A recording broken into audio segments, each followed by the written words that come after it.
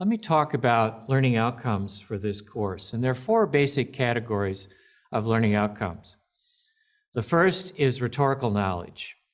Rhetorical knowledge is about how you, as a writer, make a connection between your mind and the mind of the reader about a specific topic for a specific purpose and a specific occasion.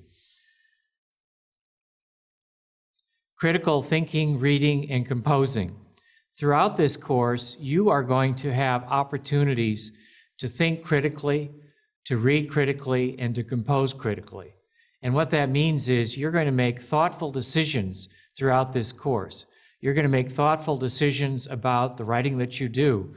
For example, you may have to make the decision about, is this the right way to say this to this particular audience? Or how do I need to tweak this message for this particular audience?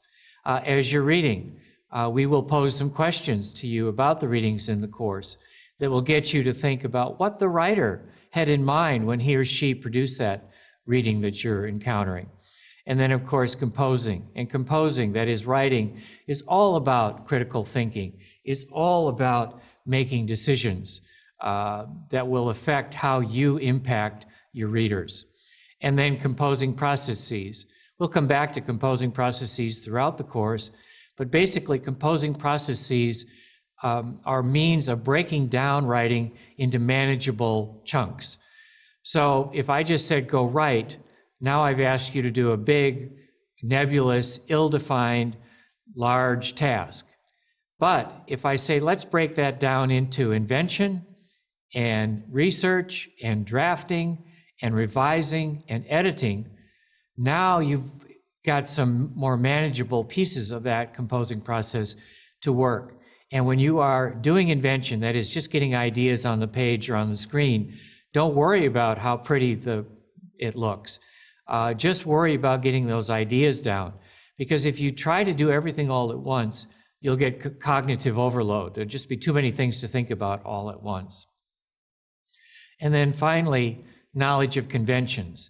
And conventions refers to a number of things. For example, different genres of writing, different kinds of writing have different genres. For example, a resume. If I put a resume in front of you, you would not have to read a single word from that resume to know exactly what it is. It is that genre. It's the genre of the resume because it has a certain look to it. And different kinds of genres of writing, different kinds of writings have different looks and feels to them. Now, usually you have to read a little bit more than you do when you look at a resume to know what it is. But throughout this course, you'll learn a little bit more about that. And then another kind of convention that you'll encounter in this course are the conventions of table manners, spelling, punctuation, sentence structure, citations, those kinds of things, those niceties, those table manners that your readers will expect from you. And if you attend to these conventions, you'll have more credibility with your readers.